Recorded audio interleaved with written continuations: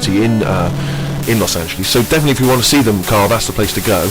But we've had one from Vancouver, Canada, from a girl called Amy, and Amy herself is Chinese, and she says that she realised herself that she'd never really seen a Chinese homeless person, and although she says that apparently Vancouver has the first or second largest Chinese population in Canada, she'd never seen them, and she actually went for a walk around the Chinatown in her area looking for them, and she could not find any on that particular day. So again, Canada obviously not a place to go for a Chinese homeless. It was just a point though. I don't want people sort of... Well, hold on though, wait, I'll stop you there. Hello, Ricky, Steve and Carl. I live in New York City and have seen a Chinese homeless person. Not only is he Chinese, but he is also a midget. He's been living on the streets for the last 30 years. He used to dress in rags, but thanks to a fancy Adidas jacket, right? Now he encloses a picture. He says he gave him $10 to take the picture, and I've seen it, and he's a little Chinese midget fella. I'm just getting a bit worried that people are going out there sort of looking for these.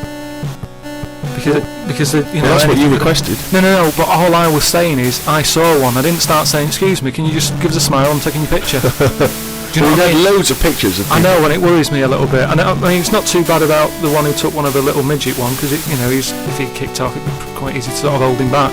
But I'm talking about fully grown. So is that your warning to people? Don't be taking pictures of fully grown Chinese homeless. Well, yeah, I'm just saying, don't be messing about going up to strangers and that and annoying them and stuff, right? Maybe I think that's a good rule of thumb. Don't annoy them. But that is a hell of a sighting, isn't it? We asked for a Chinese homeless, and they gave us a Chinese midget homeless. Many of the listeners are aware, Carl, that you're sort of fascinated by smaller people.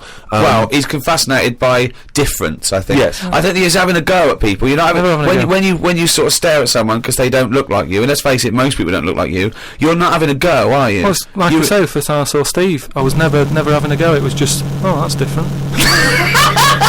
but Steve, I was never having a go. It's just that thing of, oh, right, interesting. What do you mean? No, just I've said before about when I saw Steve and what have you. Now I've got used to it, and Steve's got used to it. What do you? Well, you know my feeling with this. I don't really know where he's coming from. But Steve knows I'm not having a go either. Yeah. Carl used to carry around a book that was called the top 50 freaks of all time. Well, it's interesting you should mention that, because we actually had an email from Richie who says that he's been a fan of ours for many years, and he's listened to lots of the radio shows we've done in the past and things, and he says of all the people you've discussed, Carl, in the past, including some of the people from your odd magazines, who would you most like to spend the day with of all those people that you've encountered? Favourite of all? Well, certainly who you would want to spend time with, who you feel would be the most fascinating, the most interesting. Let's just recap on. Well, there's Pillow Man, the bloke with no arms, no legs that can roll a cigarette with his mouth. Yeah. No, not impressed with it. That's not sufficient. What about the three-legged juggler? So hang on, let's just recap for new listeners. This was a man with 3 legs? 3 legs, right. And it said his job, he became a juggler. Okay. Not using the gift that he'd been given. What you suggest? Anything. Running, swimmer. Just, Yeah. But yeah, what are the others? What are the other ones? There was a picture of a gentleman, you were fascinated by him, he used to play the piano. Oh, he's got a tiny head, doesn't he? Yeah, that's that. That's the one who he sort of ages fast. Right. So like every other week he's having a birthday and stuff. And yeah, that was weird. He's not having a birthday every other week. His body's just aged, so as the appearance, his biology is sort of like he's 70, but he's only like 15. They don't have a birthday every week. You idiot. But yeah, I don't know about knocking about with one a long time though. That's only for a day. Yeah. I suppose it depends what I'm up to. Because if we're going out and about, the Pillow Man would just be a bit of a drag. Whereas if you're going for a walk across, the 3-legged guy, ideal. So yeah. The Ricky Gervais Show on Guardian Unlimited. Lots and lots of people emailing just with questions for Carl. People just want to get his opinion on stuff. So if you have questions for Carl, keep them coming in. podcast@rickygervais.com. We can't really reply to your emails, but we do read them, so we really appreciate them coming in. Just a couple of quick ones for you, Carl. Wendy says, if Carl had to eat the same dinner every day for the rest of his life, what would he eat? She mentioned this because she was having Christmas dinner, and it was a big, she loves Christmas dinner. It's the trouble with Christmas dinner. I mean, the roast dinner is the king of dinners, and the Christmas dinner is the king of roast dinners. Yes. But you can't have one every day. No, it's absurd. But it's brilliant. We have 3 meats in our house. It's unbelievable. The amount of meats is just amazing. It's just a plate of meat. It's just meat with one Brussels sprout, one token Brussels sprout, and the gravy. Oh. You see, it depends, doesn't it? I mainly eat just so I keep going. I'm not that bothered about, because I don't really taste it anyway. I just shove it down. You're like a horse. But at what point did it become important that things were sort of, seasoned or garnished to go with it and stuff? At the end of the day, we're all eating, aren't we? So you can move about and that, and you've got energy. Well, we need to know what we're tasting, don't we? Because we need to have certain things. We need sugar, we need salt. So we need to know what they taste like to know we're getting them. No, now we've got them. chefs, so leave that up to them to make sure we're I getting thought you were salt. talking about an evolutionary standpoint and how it evolved. Not there was a little chef. That's likely.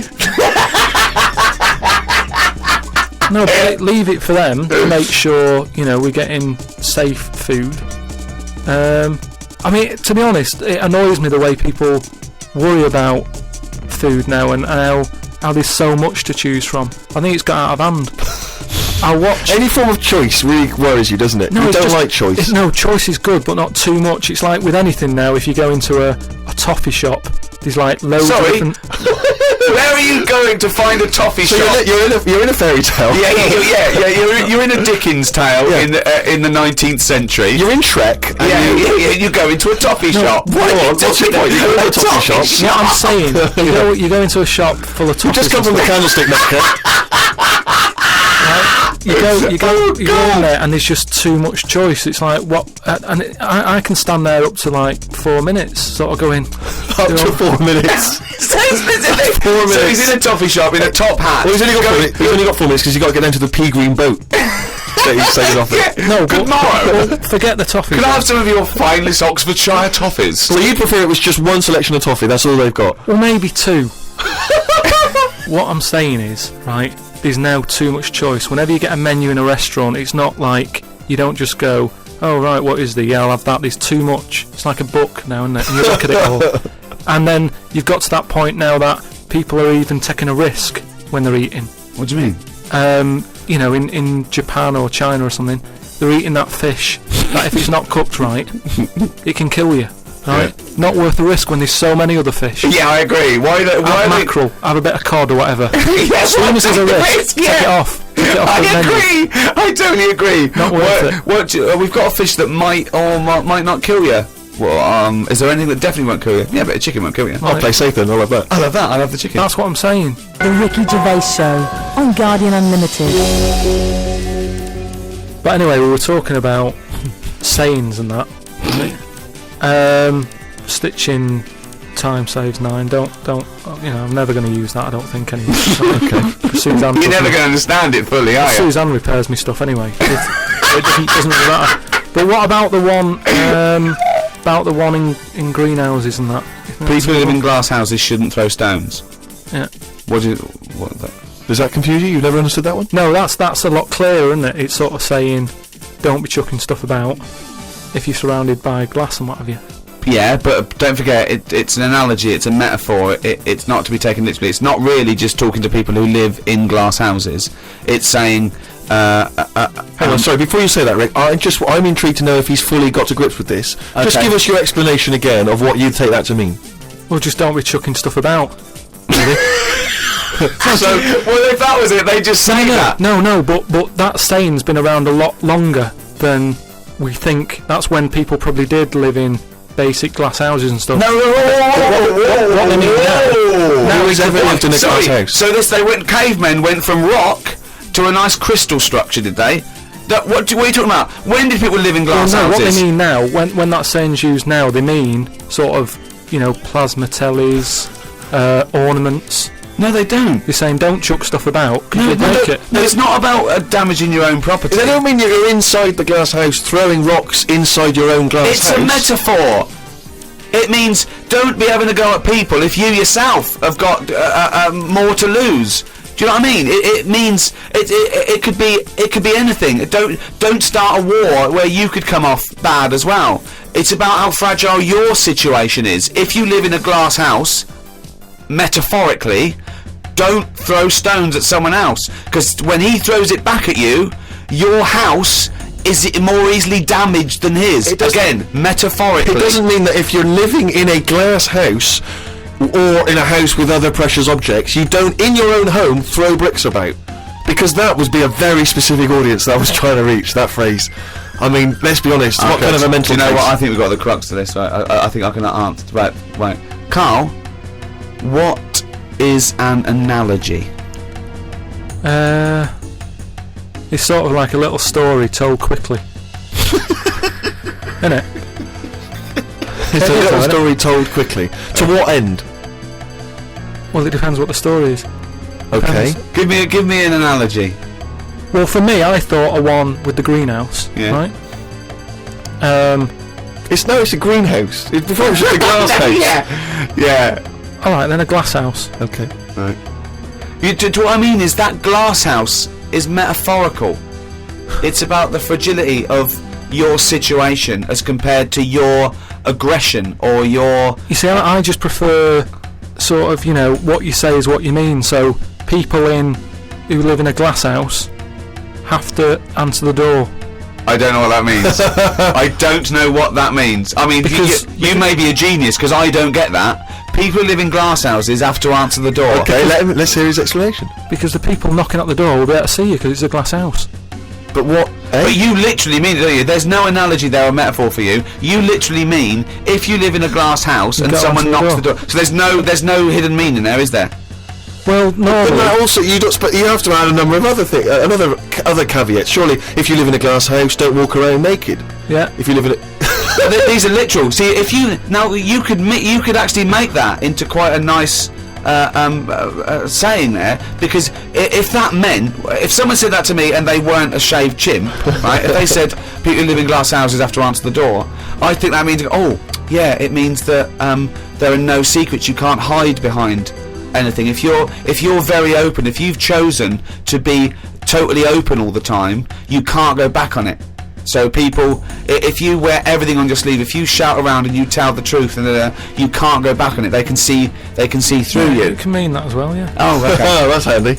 But just the idea that in your head there should be sayings for people who live in glass houses. Who is it that's living in a glass house? Well, I'm not talking about them. It's just that if everyone else is bringing up about these people who are living in glass houses, let's get to the real problems they've got. He still hasn't got to grips with the idea of the metaphor or the simile. People who live in glass houses should live near a glazier. Right. Well, here's another saying, right, that I learnt recently from a mate, right? There's an elephant in the room. Okay, I haven't heard that one, but explain it to me. It's like when something's going on in a room, right, but no one's mentioning it because everyone's a bit too sort of. But in a way, it's better that it's out. It's like how whenever we go out for something to eat or a drink or something, it's normally after about 5 minutes the sort of topic gets onto the shape of my head. Yeah. Well, Right. I can't resist the shape of your head. Right, so you're happy It's talking not just about the it. shape, though, is it? It's the state of it as No, but well. what Outside and in. I mean, it's a fascinating little objet d'art. His head. but what I'm It's perfectly round. It's got no hair where it should have, and it's. It's a slightly too small for the face. Yeah, unbelievable. No, but what I'm saying is, it's interesting how, like, I'm the elephant in the room, right? Nobody's talking about it. You mention it once, suddenly it's the talk of the town. It's what I mean. Everybody starts joining in, going, well, yeah, it's round, but it does suit you. And these are people who I don't even know sometimes, and they're all dipping in. And that is an elephant in the room. So you don't want people to discuss the shape of your head or the lack of hair. You would feel better. You'd feel happier that they didn't mention that. Sometimes I think it's better that it's out there.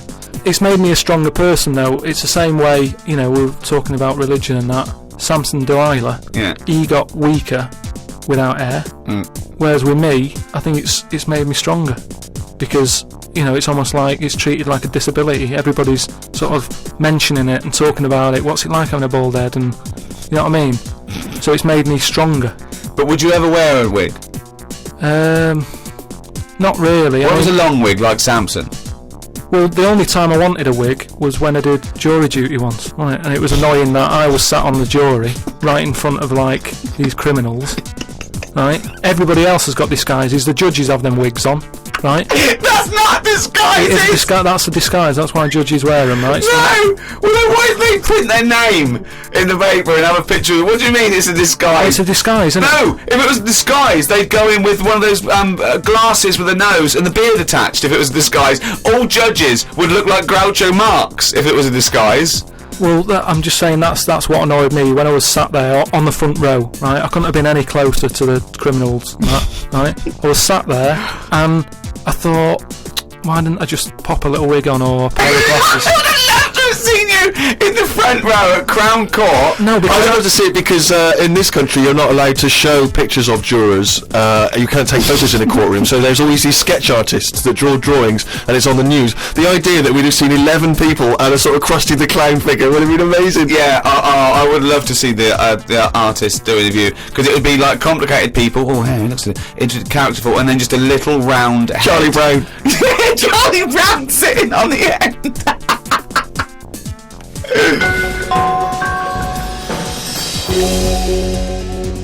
Carl, you said that your New Year's resolution was that you were going to learn something every day. yeah, Have you learned anything today? if I can. Today, like, I don't know the full facts of it, but Could I just say that when someone says they learn something new every day, that doesn't count if they forget it the next day. no, Because that'd be Groundhog Day learning. well, the thing I learnt today was about an octopus. Oh, Go yeah. on. What they can do is, you know, they've got 8 legs and that. Yeah.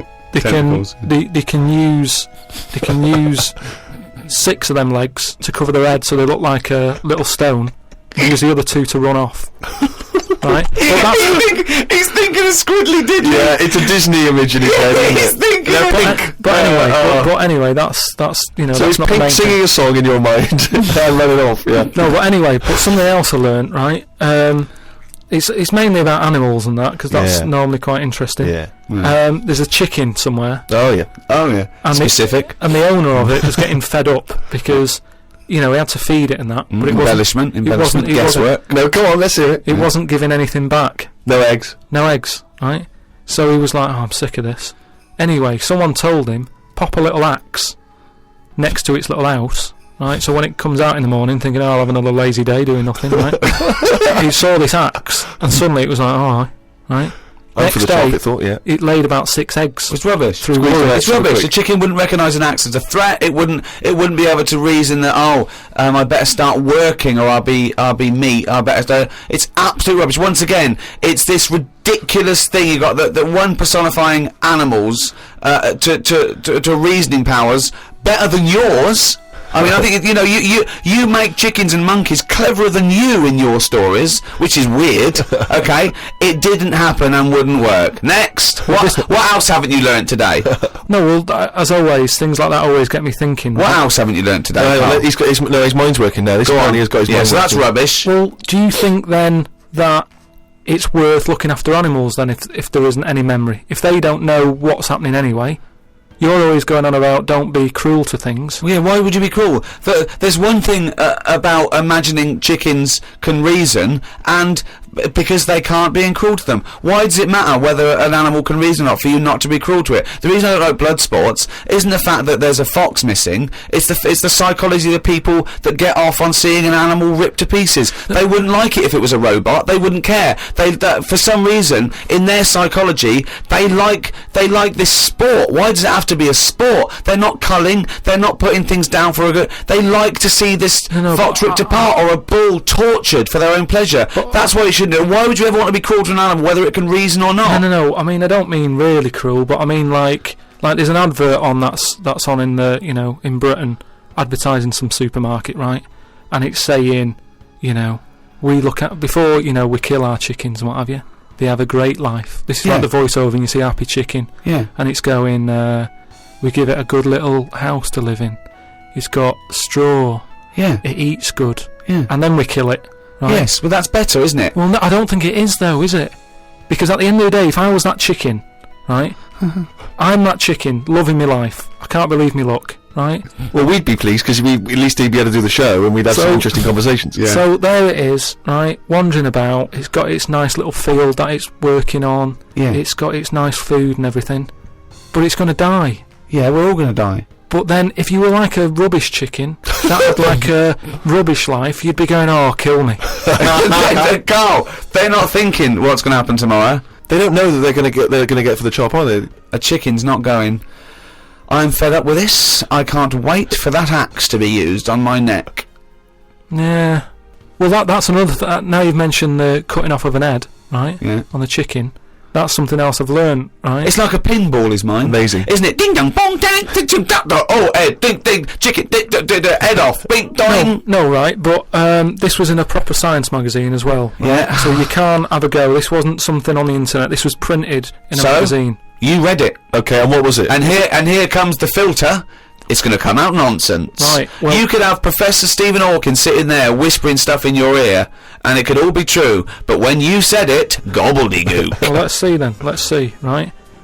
What they've done another experiment, right? Yeah. They've cut somebody's head off, right? And you know they used to do it in the olden days where they'd put your head in a stock, cut it off for whatever reason, right? You've done something wrong, right? Yeah. And the question that everybody used to talk about in the village was, I made eye contact with it, right? And it was a bit worrying because he was looking at me and he looked fed up and that. No, he's dead. So they've put a bit of work into this, and they've done it again somewhere, right? And they've worked out that when the head comes off the body, it stays alive and that No. for 30 seconds. Well, no, they don't know that. They can never know that. No, they did it. They did this No. experiment. What's alive? What's alive? But there's loads of issues here. One, no one's experimenting with human beings cutting their head off, Carl. Well, Two, no. So you read this in what? Executioners Monthly? This is in a two, proper- Carl. It's what your definition of alive is, because you can be alive and have no conscience. No, but this is where it gets weird, right? Yeah, I haven't told you that. this is where it gets weird. You talking about it? So the head's off, right? Yeah. And what they did was they chucked a load of questions at it. All sanctioned by the government. Yeah, this is fine. So the head lands perfectly on the neck and goes, what do you want to know? And it said, So they're asking questions, and it's going, do you know what? To be quite honest, I'll answer your question. I'm a little bit annoyed about the execution still. well, that was the interesting thing. They said it's about. No, it's not. It didn't happen, Carl. me hear it. Oh, don't talk. Let me shit. hear it. What are you talking about? There's people round in white coats going, quick, ask it a question. It's bleeding. Right, so they said for about 25 to 30 seconds. The last 5 seconds, it is sort of like can't be bothered answering them. Right, prior to that. Apart from that, they were chucking stuff. I don't think it spoke. I don't think it was like 2 and 2 is 4 and stuff. It was more. It was to do with blinking. So blink once if you say Oh yes, yeah. blink twice. So I told it. Said, listen, when you die, you're probably not going to be able to talk because your jaw's going to be on the ground. You're not going to be able to open your mouth. If you do, you'll fall over backwards and hit your head. Now listen, blink 1 for yes and 2 for no. Yeah, right. Yeah, not too bad. Yeah, is the axe nice and sharp? Yeah. Promise? You're Do you talking promise? shit again. You promise to do it? Yes. Yeah, alright. well, yeah. The thing is, they wouldn't be able to do it with you because if they cut your head off, it would just roll. It would roll away because it's perfectly spherical. And they go, oh no, there's Plus, it takes about 20 seconds whenever you ask Carl anything for the question to process and for him to start to formulate an answer. Anyway, if people listening and that, if they learn anything, that's amazing. Yeah. Just send it in because it'll come out gobbledygook when Carl tries to translate it. Interesting facts is what we're after then. Plus, also, if you've got any questions for Carl, if you just want to see how his mind works, then you can get in touch with us. Or whether his mind works. Indeed, we've Any some proof of doctors, that. psychologists out there. Podcast@rickygervais.com. That's how to get in touch.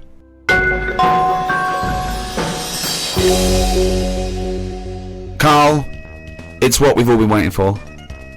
Oh, chimpanzee that monkey news. Right, well, this one sent in from Sam in New York, right? And it's about a fire that happened, right? In a really, do you know, like in New York, they have loads of big buildings, don't they? Yeah. Right, really, really tall ones and stuff. Skyscrapers. Yeah. And there was a fire in one of them, right? So they did as expected. They called up, fire brigade and that. They turned up, right? Fire engine parked up. It's like, right, where's the fire? And they said, oh, it's on like floor 100 or whatever. And they said, oh no, we've brought the fire engine with the short ladders. Stupid mistake, but go on. Right. So anyway, so the fire's going and that, and they're saying, is there anyone in there? They're going, I don't know, there might be someone up there, but the telecom's not working and stuff. Who do you think might be up there, Rick? I don't know. But Just a woman, I imagine. Just a woman or a child. Is there a fireman that could climb up a building at all without a ladder? That seems unlikely, but go on. Go on. So anyway, so they said, well, how are we going to get up there? Yeah. We can't. But they've only bought a short ladder. No, we can't. Let's go home. Okay, that was monkey news. So they said, well, there's a lot of like grippage. Because they made up words. The firemen, the NYPD firemen. There's a lot of grippage On the side of the building and stuff. So anyway, they said, why don't we just go and get a monkey, right? So they got. Whoa, that's a bit of a jump. Is that policy now in the New York Fire Department? Well, you've got to think quick, haven't you? At the end of the day, if people are up there, you don't start querying if it work or not. You try everything that you can to help someone out, right? That's the first thing I thought of. Was it a monkey? So it was quicker for them to go and get a monkey than to go back and get the long ladders. Why don't they get Spider-Man? Why don't they get Spider-Man? Yeah, call Spider-Man. Yeah, call Spider-Man. So anyway, so they got a monkey down there, and they said, right, Where did they get it from? We don't know, from the local zoo or something. Oh yeah. So they said, look, let's we've got to remember there could be someone up there, Right. and it'll shock them a bit if a monkey comes in, right? Yeah. So they said, Yeah, I don't think they'd care. Their building's on fire. They're not going to go, that's weird, there's a monkey at the window. They'd be screaming, save me! Oh, there's a monkey. so, I'm anyway, from them. so they said, right, we'll just get it a little small uniform and that, the smallest you've got. But hold on though. Actually, where are you going to get that? I'm going back to the station. We'll get the long ladders while you're there. No time. No, I bought the small uniform. I just didn't bring the long ladders. You're an idiot. So anyway, it goes up there. It's got all the kit on and what. It's got its little ardor on and all that. It grabs. There was like a little person up there. Manages to grab that. Not a little. Who was up there then? It was just. A rescue, which is handy. Because if it been anyone else, like a larger person or a family, we'd all be screwed. No, I don't know about the size of it, but it's just the story saying how like it was quite a big monkey, and that it was good at breaking down doors. Oh yeah. It was good at climbing into small spaces and stuff like that. Anyway, so it's big enough to carry a fully grown man, but small enough to climb through a cat flap. Yeah. Sure. So which is handy. So anyway, it managed to. Get the person on as well. It got the person and everything, and now it says it's sort of it's on call if they ever need it again. Sure, and if they ever get anywhere again and they've forgotten the long ladders, but there's plenty of grippage, they just call for Coco. So that's this week's monkey news. Bollocks. The Ricky Gervais Show on Guardian Unlimited. Well, I hope you enjoyed our podcast there. Another half hour of absolute drivel. I've been Ricky Gervais, with me Steve Merchant. See you next time. And Carl Pilkington. All right. And we'd all like to thank those brilliant guys at Positive Internet for hosting this podcast brilliantly. Positive Internet hosting the world's #1 podcast. Here's DJ Reach Around. It is hard eating a knob. So what are you saying? I'm saying like I could eat a knob at night. I could eat a knob at night. I could eat a knob at night. I could eat a knob at night. I could eat a knob at night. I could eat a knob at night. I could eat a knob at night. I could eat a knob at night. I could eat a knob at night.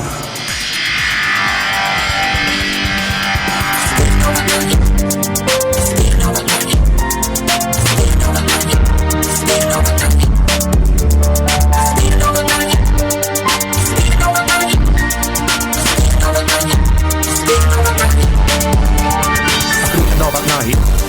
I could eat a knob at night. I could eat a knob at night. I could eat a knob at night. I could eat a knob at night. I could eat a knob at night. I could eat a knob at night. I could eat a knob on a stick. I could eat a knob at night.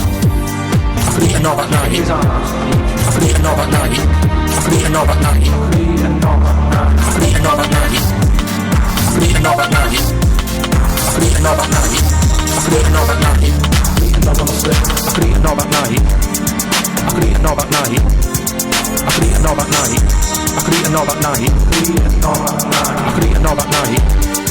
I could eat a knob at night. I could eat a knob on a stick. I could eat a knob at night. I could eat a knob at night. I could eat a knob at night. It is hard eating a knob. The Ricky Gervais Show on Guardian Unlimited.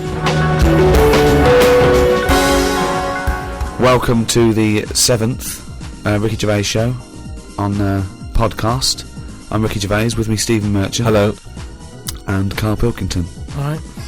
Now, talking of that, that's only 5 to go then, isn't it? 5 to go in this series of 12. Oh, still seems a lot though, doesn't it? We'll take a little break. I'm sure we'll come back through popular demand, I'm hoping. Yep. I'm hoping to put that on the poster, back by popular demand. Well, I'm hoping it's by overwhelming public demand. Yeah, That's my exactly. favourite. Yeah. As we're doing it for nothing, Yeah. we want to get a little bit of a pat on the back. don't we? Exactly, please. Do they give awards out for podcasting? Oh, if they do, hello, I am already writing my speech, baby. And I was thinking that everyone listening, if you want to register your email with us, we'll let you know when we're back on air. Maybe later in the year. Go to rickygervais.com and just register, and then when I do a general mail out, I'll let you all know when Carl Pilkington is back. You are a good guy to these people, Rick. No sweat.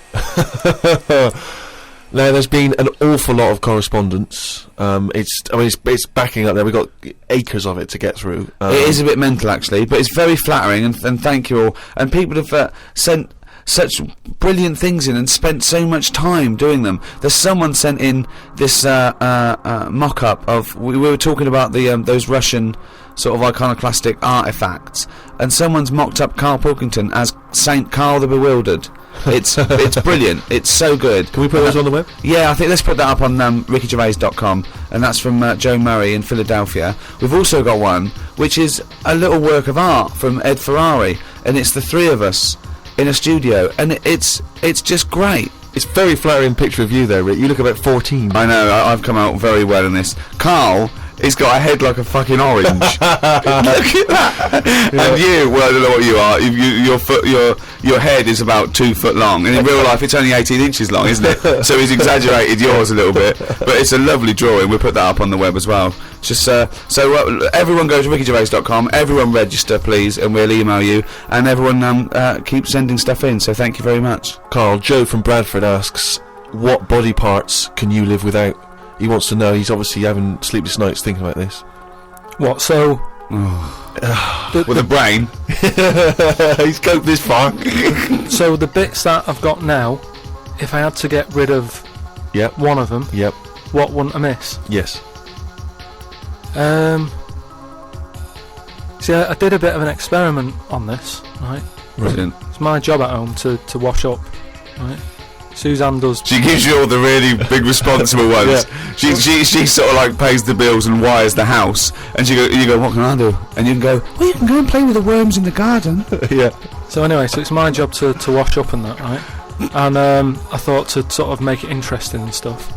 I thought, I wonder if I can do it, right? If I didn't have any thumbs. And so what did you do? So I just sort of sliced off your thumbs. I just sort of held them in, and it's amazing how, like, it took me ages just having that one thing gone. Well, it's part of our evolution, the opposable thumb. Basically, that's when we soared. These are milestones in human evolution. The opposable thumb, the forward-facing eyes, the upright. These are massive things in taking us out of the animal kingdom. And one day, Carl, you'll walk upright. But what do you mean about eyes facing forward? You mean before we got here, there was people whose eyes were looking in their head? I don't understand. Is that what you mean? No, because when we got sort of binocular vision, where we could because we were predators have a forward face. I'm going way back. I'm not just saying. I'm not saying chimps had eyes on the side of their head, but I'm saying big major milestones in any evolution. I lost you at evolution. Yeah. So when you were doing this experiment, washing up, you say that you found it difficult. It took you ages. So you didn't just give up once you realised how essential thumbs were. No, you actually washed up everything. I just think of Suzanne walking in and Carl's there, just covered in water and fairy liquid suds, standing on a pile of broken crockery. Yeah, plunging his face into the sink every 30 seconds and just swishing his head around. But we talked about the washing up thing before, I don't know, and I was stood there washing up, and I sort of look out of a window, so the sink's in front of the window. Yeah. And that's why I quite like washing up, because I can just look out onto the street, see people going past. There's like a local homeless fella called Franco. You know, I look out, that he's all right and everything. Sure. But I was looking across the way, right, and there's some there's some Chinese people who live in a flat, right, really small flat, and they're up till all hours. I don't know what they're doing, but they decide to back up at about 3:30 in the morning. And that. They're always really noisy and that. But above them, there was some woman, right, who the sort of bedroom is on par to our kitchen, right? Yeah. So I'm sort of washing up, Yeah. and I sort of look across and see this woman with like, you know, no pants on and that, no bra and that. Naked. Yeah, just That's the word you're looking for. yeah, she's just wandering about, you know, on that. So I was like, oh, what's going on here? So I carried on washing up and that, right? And kept looking, and then I was looking and she looked at me. Right, so we made eye contact. Sure. So I was like, oh God, right. So what I thought the best thing to do was sort of drop me pants a little bit. just a little bit, just like, you know, I had boxer shorts on and that. I thought if I just show a little bit of sort of arse cheek, then it's kind of like, right, we quits. Right? I don't understand the thinking. So Suzanne's watching the telly, right? I think she was watching Sex and the City or something. Yeah. She sort of turns around to see how I'm getting on with the washing up, right? She sees me with like my pants sort of down a little bit with my arse out. She said, "What are you doing?" I said, "Don't look now." I said, "But there's a woman over the road, right, with no pants on and that." She caught me looking. I'm just giving her a bit back. I love the fact that he explains the rules, and Suzanne's meant to go, Okay, that makes sense. But I don't. So hang on. So you showed a bit of your arse. You turned presumably to show the arse. Or why did the arse out the I woman? had to lift it up a little bit on the on the draining board. What? Hang on though. What did she do? Did you register her reaction when she saw a bit of your arse? What happened? When she saw my arse, Yeah. Well, then I wasn't looking because I thought, in a way, I don't want it to look like, well, I've seen a bit of your stuff, here's a bit of mine. I just thought, at the end of the day, I caught a glance of you. It's only fair. You've had a bit back. You know, I'm not You making see, a big deal out of I it. genuinely think James Stewart missed a trick here in Rear Window. Yeah. This would have been, you know, a much better film had James Stewart just popped his pants down. It would have given a whole new meaning to the title Rear Window. Yeah, exactly. It's tricky though. I seem to be surrounded by people like that because I've told you before. There's the old woman across the way who's just sat there reading a book. I look through everybody's windows like that. Remember that film, that Sliver or something? Okay, right. When they've got video cameras. Yeah. I'm just looking onto everybody's world and just seeing what people are getting up to. There's nothing wrong with that. Brilliant. That's why I like washing up.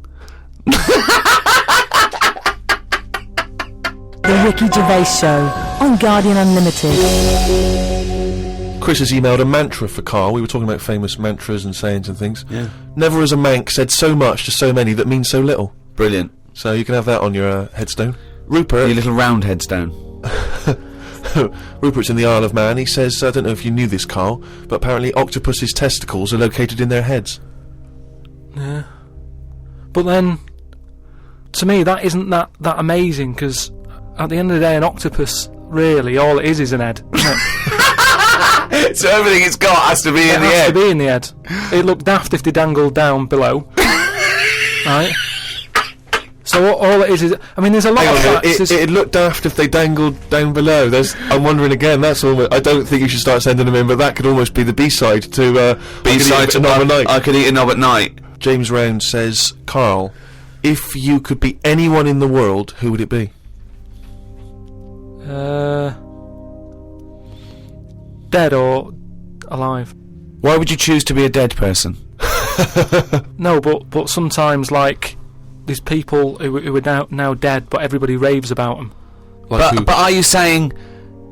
But he wants you to live that life, not have been that person. Are you saying that if you chose Napoleon, you'd be Napoleon, but you'd be back to life walking around now on the bus, or it'd be the 18th century, or what? What are you saying? What I mean is, if... Oh, just answer the question. Who would you be and why? It's someone you admire or you think had a good life. Just answer the question. What I mean is, it's good to be remembered, like Winston Churchill is remembered as being a decent bloke, but I wouldn't want the hassle that he had.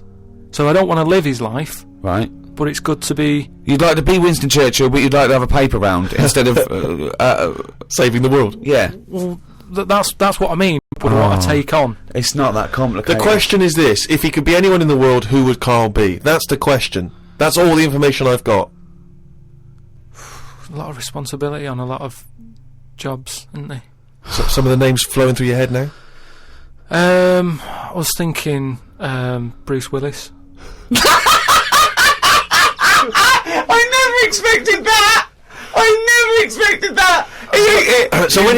So his responsibility in your mind is what? Saving people who are trapped in a building with terrorists? Well, yeah, maybe, you know, his worries are different worries.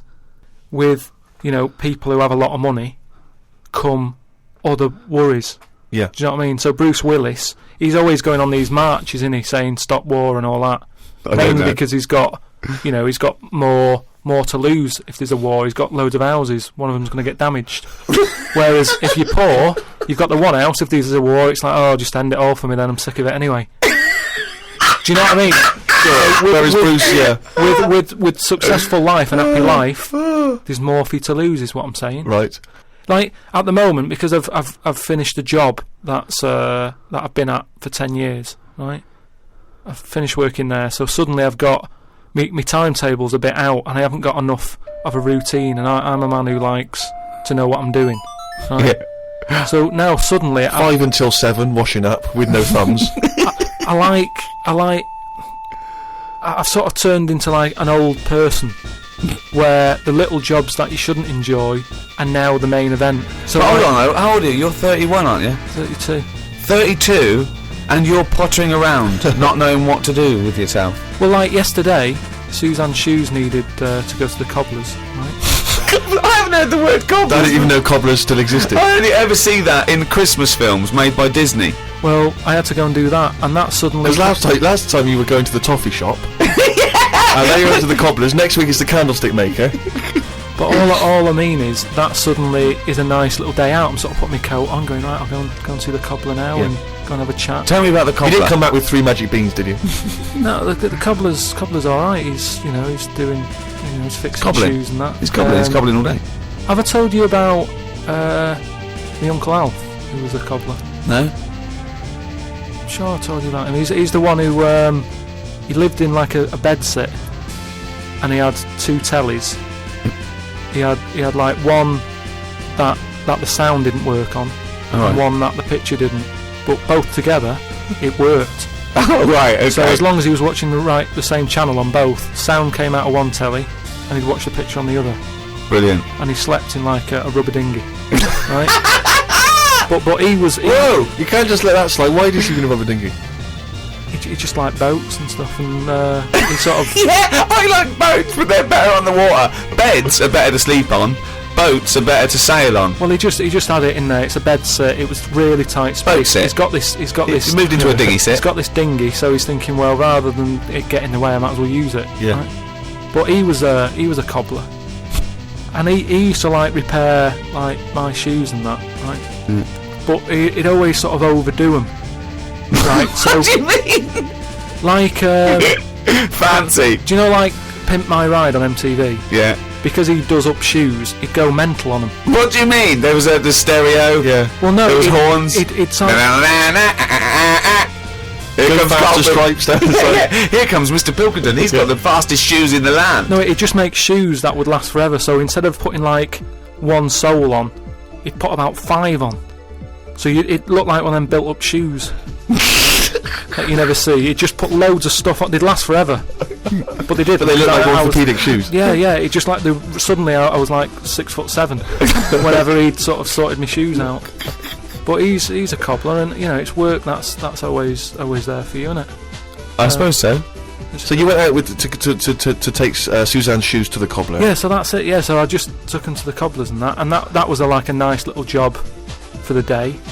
I got a leaflet through the door saying, if you want to walk a dog, the rates are good. I don't know what they pay in that, but I got a little letter in my little letterbox saying, if you're free in the day. What, they pay you to walk a dog? They pay you to walk a dog and that. And I thought, if I do that and get a paper round, 2 in 1.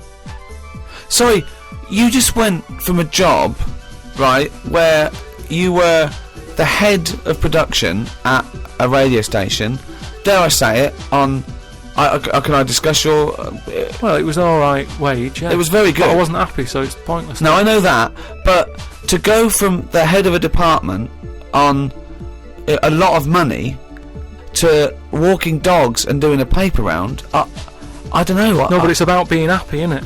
I know, but that's commendable if that's true. But okay, And what makes you happier? Well, I haven't walked the dog yet, but I'm just saying if I do, I mean, I'm not taking it if it's raining.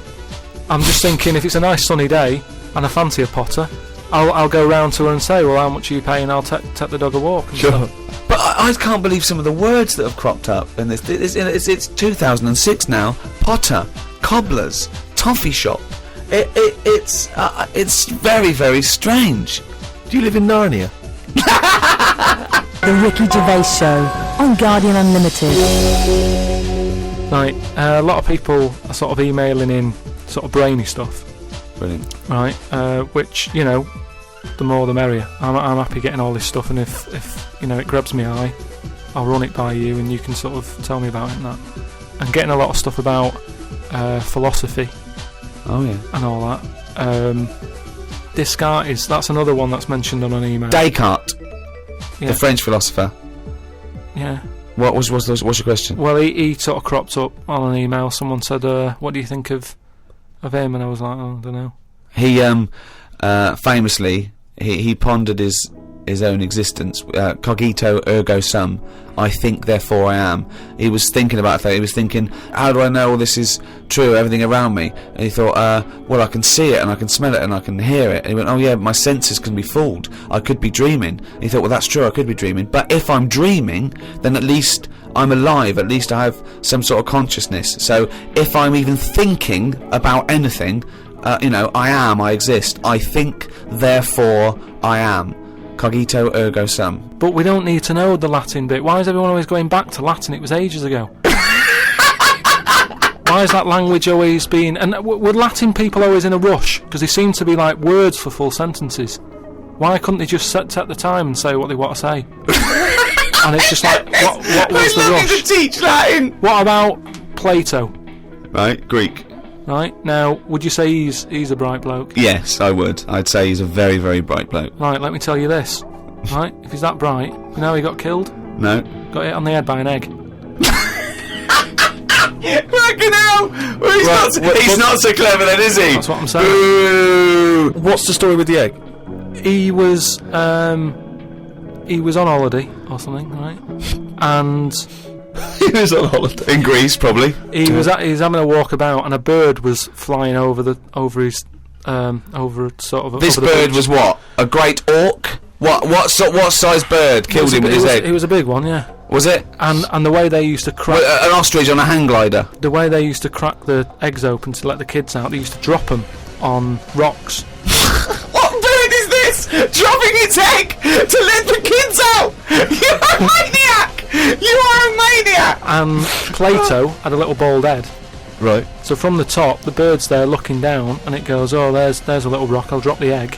Hit him on the head, killed him.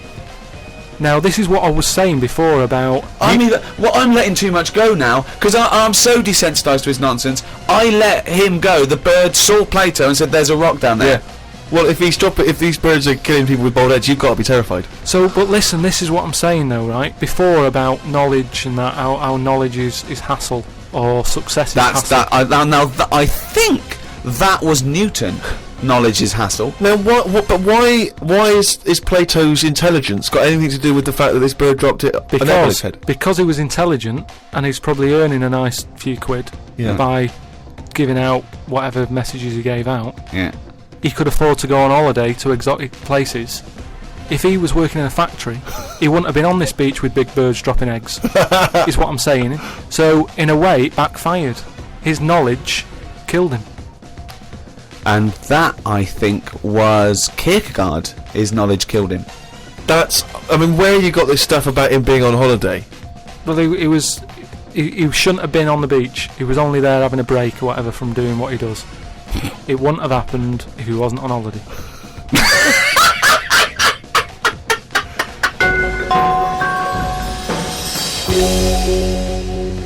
Again, I can't remember which show this was that we were discussing this, but we talked about well-known phrases and quotes from the past. We talked about Benjamin Franklin.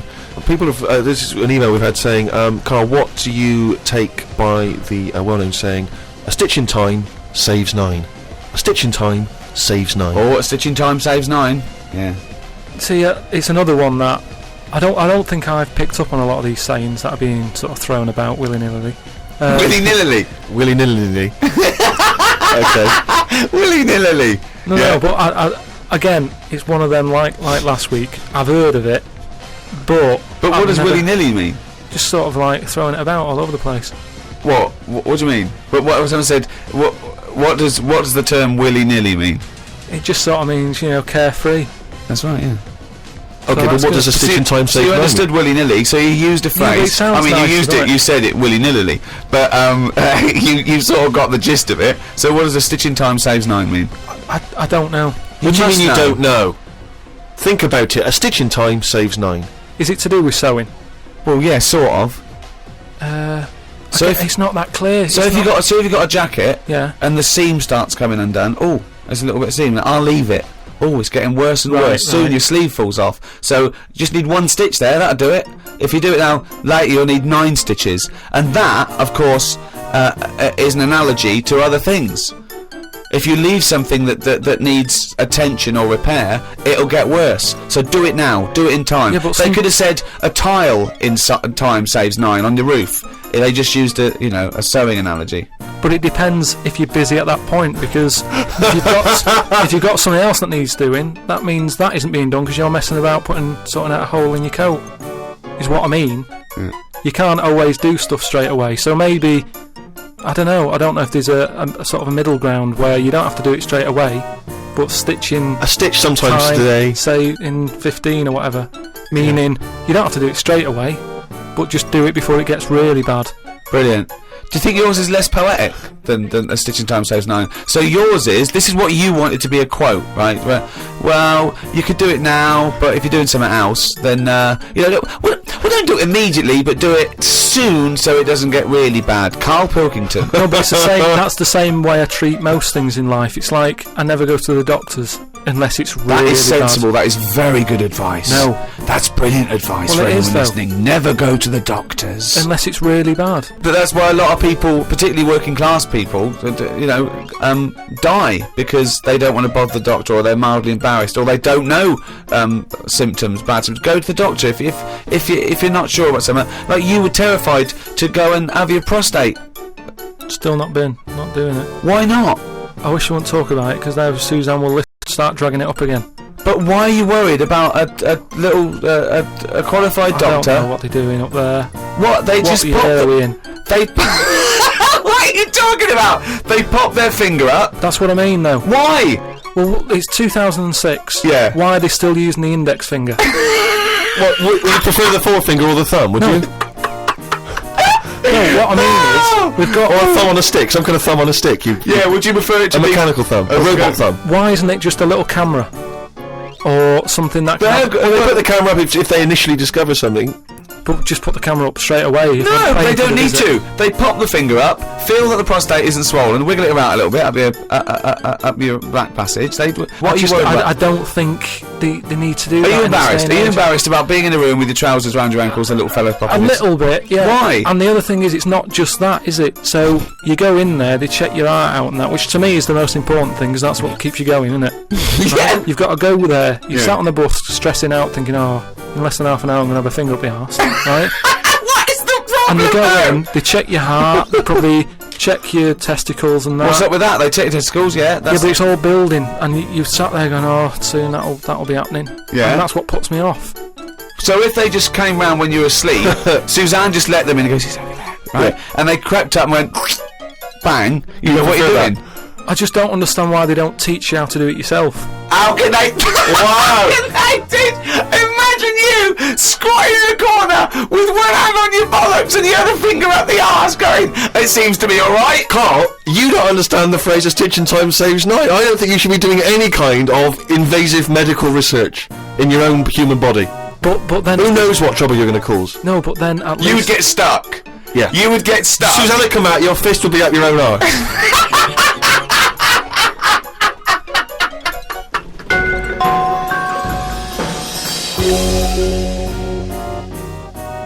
Okay, I think it's probably time. Let me just check my watch. Yeah, it's monkey news time. Oh, chimpanzee that monkey news, yeah. Right. Last week we talked about the one who was good at getting up buildings and that for putting out fires and stuff. Ended up working for the fire department. Yeah, not true, but sure. But if the building had good grippage, he was right up there. Yeah, it's not true, but come on. So this week, anyway, it's more about tall buildings and stuff. Oh yeah. It was this bloke who was a builder. Oh yeah. Right? And you know what builders are like? They sort of move about, don't they, from sort of building to building, just building. Well, yeah. Once they've built it, the building's down, and they move on to build some more. Building to building, just building. Yeah. So he goes to his next job and that, right? Who does the builder? The builder. Yep. He goes to like the boss, new building. the boss of this building, who's building it. Right. Okay. Yeah. And he says what unto him? Do you need anything building? Okay. Right. Yeah. So anyway, he says yeah, there's plenty of work and that going about. Yep. He said we're working on this one here. He said get going on it, like there's your bricks and your cement and stuff. Get on with it. Yeah. Any plans? Just build. Just start building. Yeah. Go up. They're getting on with it and stuff. It's all going well. Right? Yep.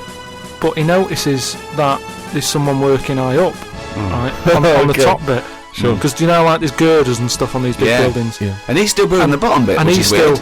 yeah. Well, that's the way they do it there apparently, just to sort of speed it up, work from top to middle, from top to bottom. Sure. That's in imaginary land. We put the spire on, and then we better do the foundations, Yeah. and then put some stuff in the middle to keep it up there. So anyway, he's saying to like the other workers, he's going, who's that up there? Who's that up there? He's working on his own. Was it, what, the little fella, was he? And The little hairy fella up there. Who's the little hairy fella up there with the hard hat? and the other fellas were going, look, don't ask questions. The boss decides who he takes on. We're happy to be getting paid here.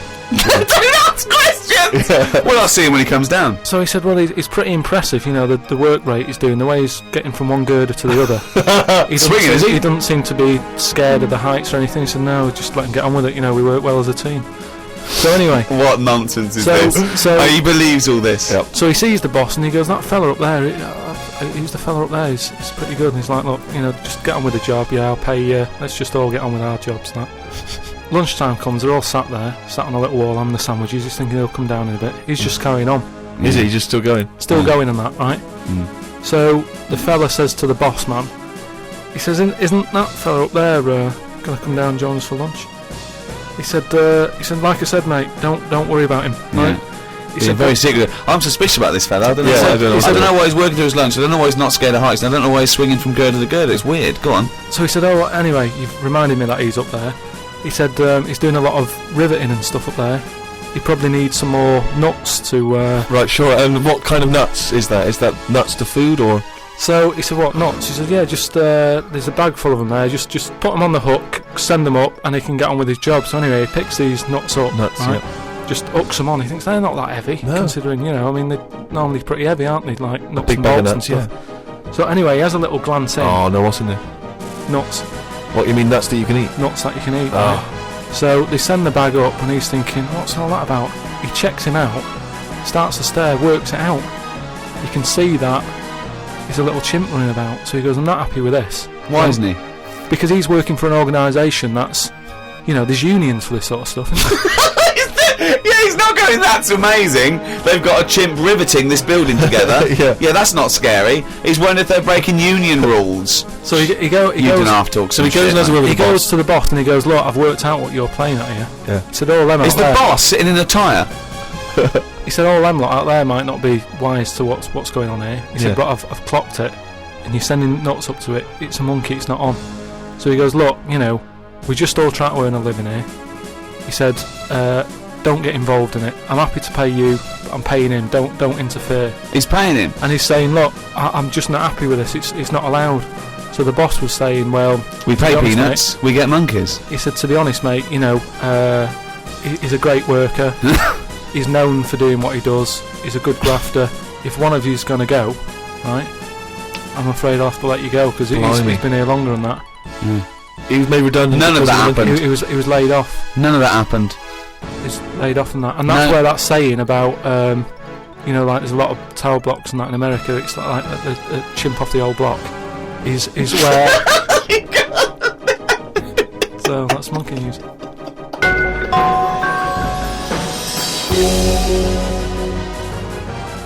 Thanks for listening to this podcast. Who was it hosted by? It was hosted by a great bunch of guys called Positive Internet. They host the #1 podcast in the world, The Ricky Gervais Show, with me, Ricky Gervais, Stephen Merchant, goodbye, and Carl Pilkington.